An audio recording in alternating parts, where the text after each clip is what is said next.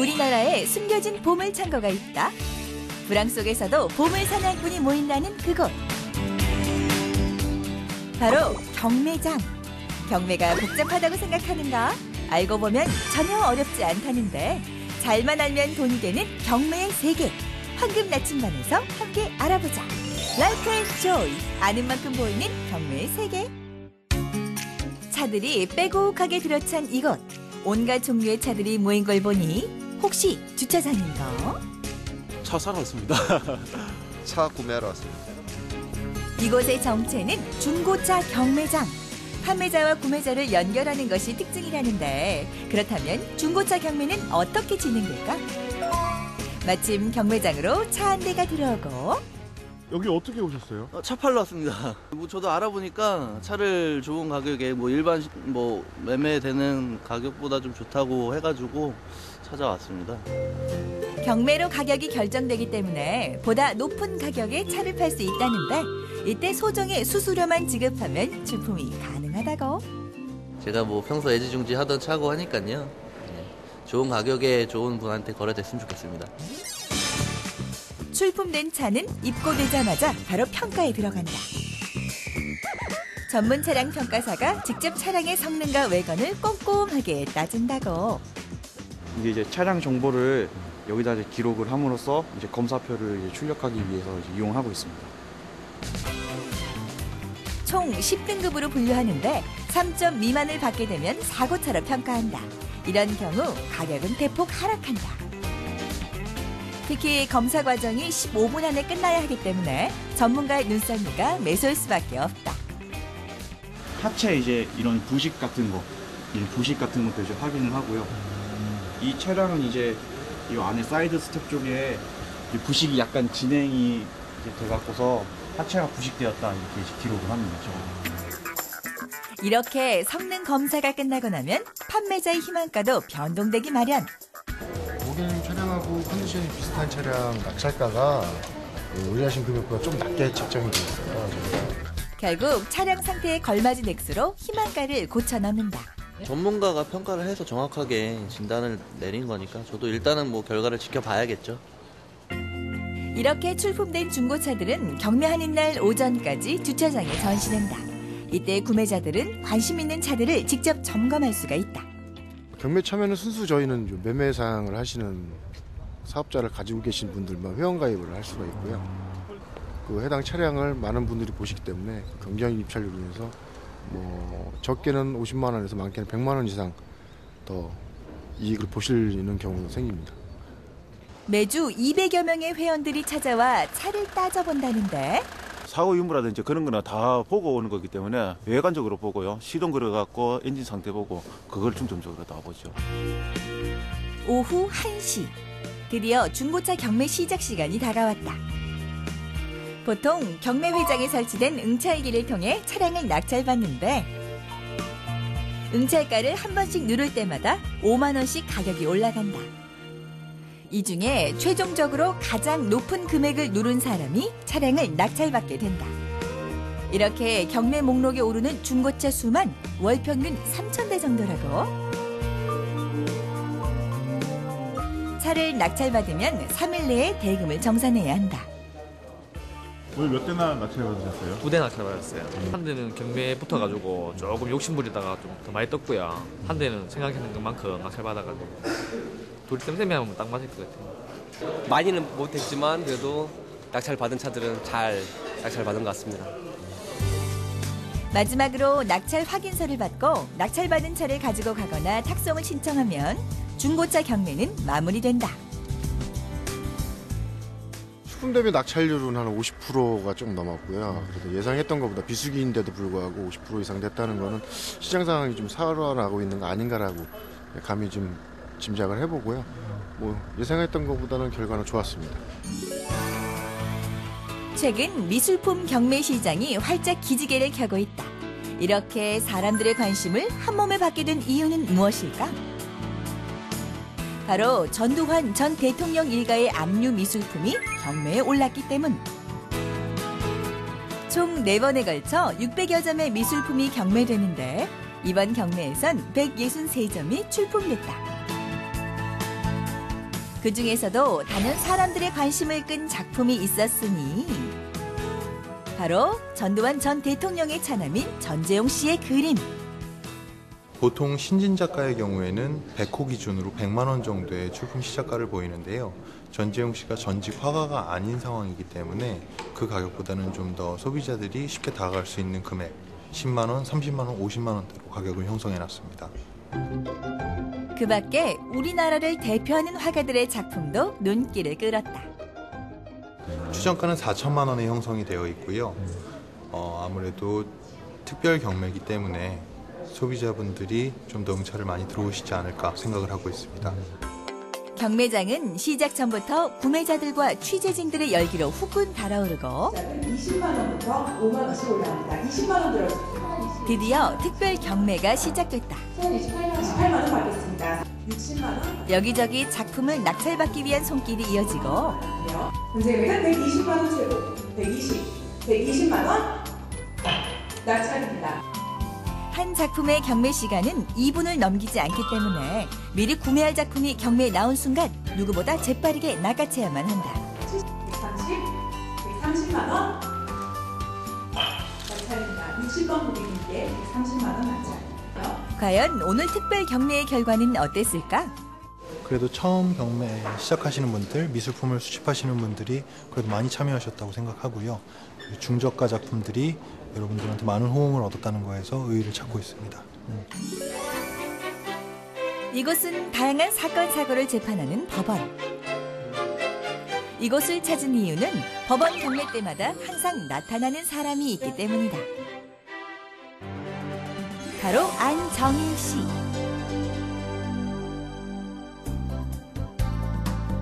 안정일 씨는 종잣돈 3천만 원을 15억 원으로 불린 부동산 경매의 고수다. 한 10년 정도 했죠. 2004년부터 해가지고요. 한 100건은 될 것 같아요. 근데 뭐 잘 세어보진 않으니까요. 정확히 알 수는 없죠. 이 모든 자산은 불과 10년 만에 이룬 성과라고. 아파트랑 뭐 원룸 건물이랑 그리고 빌라하고 뭐 오피스텔하고 이렇게 합쳐서 대략 한 15억 정도 되지 않을까 싶어요.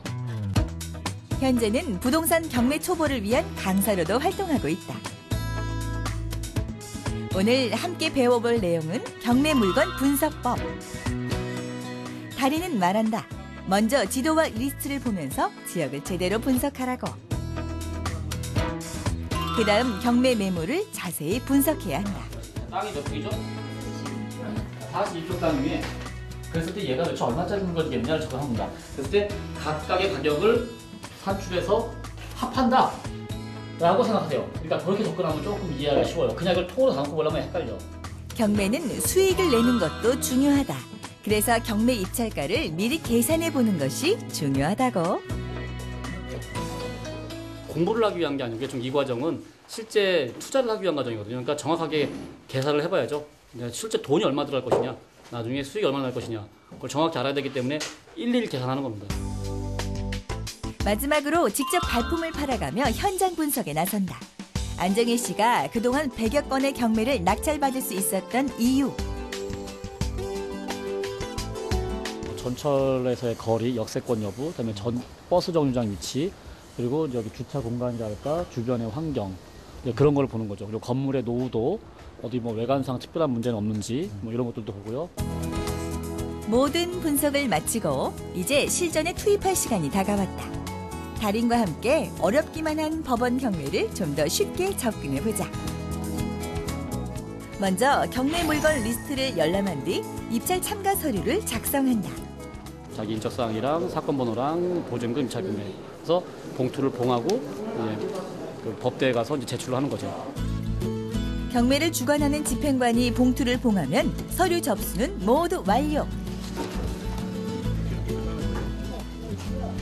2013탄조 11,324원 응찰하겠습니다. 응찰한 서류를 검토하는 집행관들. 과연 오늘의 성과는 어떨까? 오늘따라 입찰가가 많이 높네요. 열심히 돌아다닌 바에 의해서 결과는 안 좋지만 다음 기회도 있고요. 꾸준히 할 뿐이죠. 경매라는 게 그래요. 이제 떨어지다 보면 그러다가 이제 하나가 되는 거고요. 그게 돈 버는 거고요.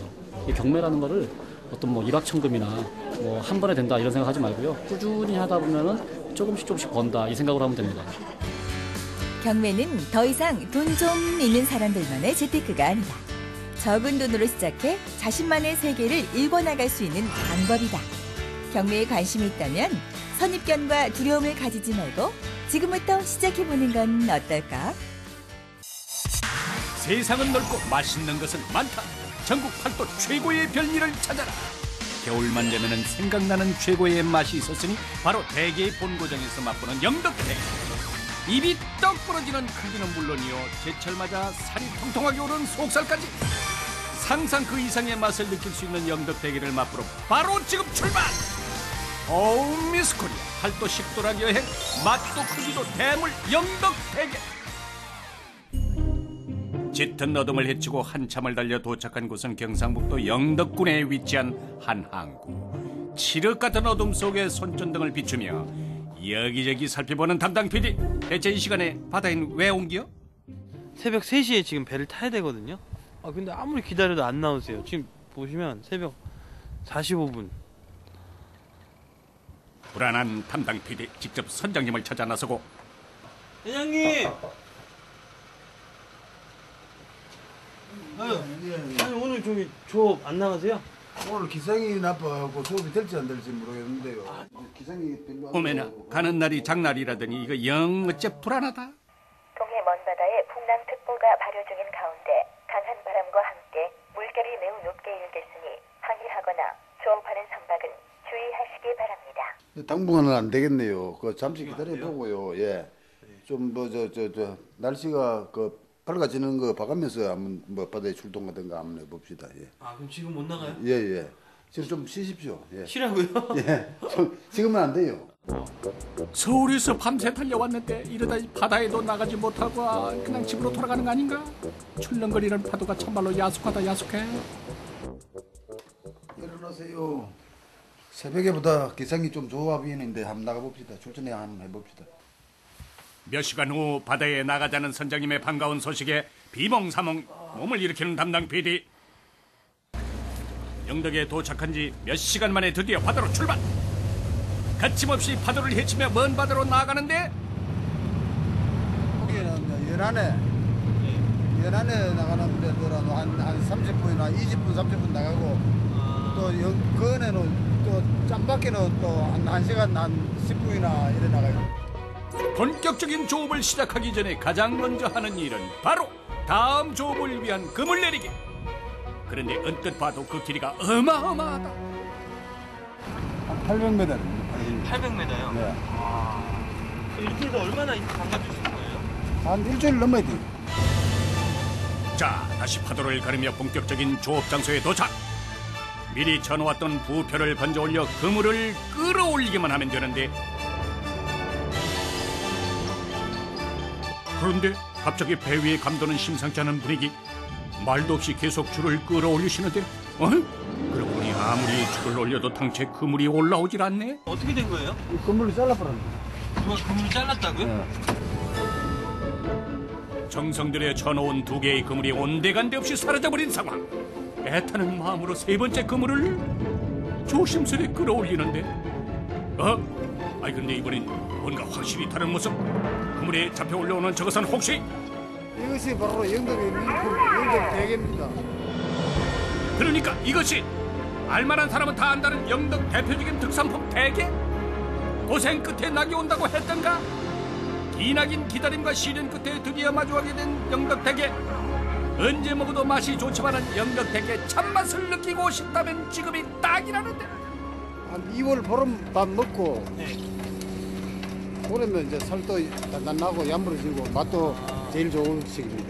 다리가 길고 색깔이 이제 황금색이 나면서 이제 여기 이제 먹이 사슬이 제일 좋기 때문에 게장 맛이 제일입니다. 갈매기도 제철 맞은 대게 맛에 빠진 모양. 아니 근데 내가 지금 잘못 본 거 아니지? 힘들게 잡은 대게를 왜 바다에 도로 놓아주신대요? 대게 장긋하고 9cm 이하 되는 거하고 암컷은 버려야 됩니다. 이거 반을 시켜내요. 암뼈는 요거 알이 있습니다. 알이요? 예. 그게 알이에요? 예. 그걸 방류시켜줘야 다음에 또 새끼 치고 합니다.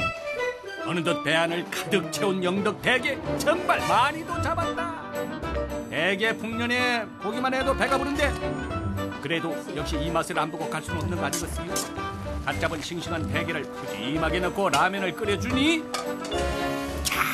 이 귀한 라면을 어디서 또 맛볼 수 있을까? 맛이 어때요? 라면하고 원래 대게 우려낸 국물은 완전 천생연분 아닙니까? 이튿날 아침 찾아간 곳은 우리나라 최대의 대게 유통산지인 강구항. 때마침 그대로 대게 잡이를 나갔던 대게 어선이 돌아오고 일주일이요? 어디까지 가실 거예요? 한 20시간씩 나가요. 과연 일주일간의 수확량은 어떨지 배 아래쪽에 마련된 탱크를 들여다보는데 야, 한눈에 봐도 엄청난 양의 대게가 가득히 채워져 있는 모습. 저게 한 마리 10몇만 원씩 간다니까요. 한 마리예요? 한 마리요. 비싸요? 살이 이빨이 찼거든. 살이 꽉 찬 대게가 들어왔다는 소식에 하나 둘 경매장에 모여드는 사람들. 경매를 시작하기에 앞서 우선 대게 줄부터 나란히 세우기 시작하는데 크기에 따라가지고 좋은 거 나쁘고 순서대로 지금 열 몇 줄이 아닙니까 지금 그 가격에 따라서 따라서 순서대로 가격이 쫙 내려올 거예요 이제. 아하, 그런 규칙이 있었구만요. 어이? 아니 근데 이 녀석은 줄 세우기로는 모자란지 웬 팔찌까지 하고 있대요?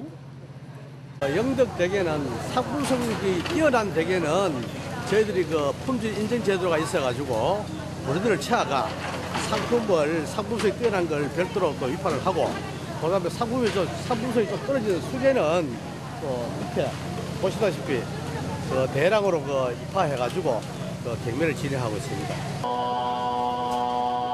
자, 드디어 시작된 대게 경매. 이제부터는 눈치 싸움의 연속.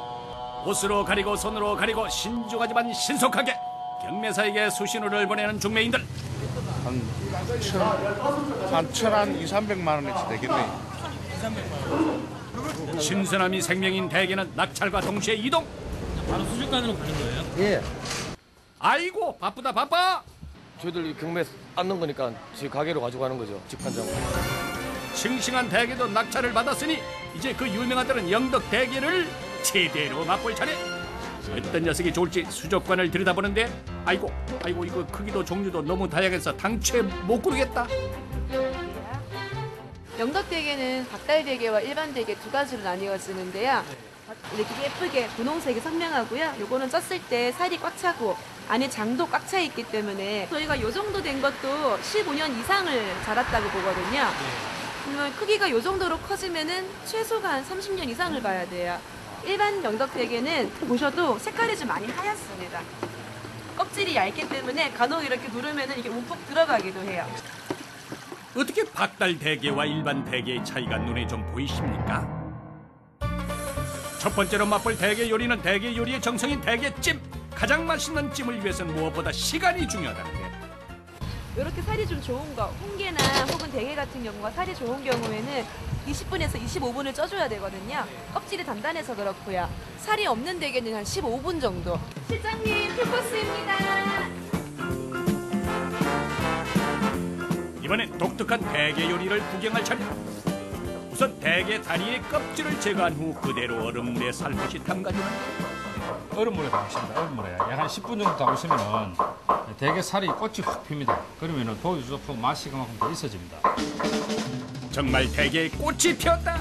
대게로 좀 더 다양한 요리를 만들고자 고민하던 사장님이 20년 전에 최초로 개발한 메뉴란다. 거기에 대게 다리를 물에 살짝 불린 후 튀김옷을 입혀서 바삭하게 튀겨낸 대게 다리 튀김도 준비하고, 이어서 만들 요리는 어른아이 할 것 없이 모두 좋아한다는 영덕 대게 버터구이. 보기만 해도 군침이 절로 돈다. 찝니다. 한번 찍어야 다시 갖고 왔고 소스를 바로 하면 더 찌고 마지막에 버터를 올리고 하면 더 찝니다. 그놈 참 노릇노릇하게 잘 구워졌다. 마지막으로 선보일 대망의 대게 요리는 바로 대게 몸통을 쪄서 먹기 좋은 크기로 자르고 거기에 다시 튀김옷을 입혀 튀겨준 후 매콤한 소스에 한번 볶아주면 완성되는 이것.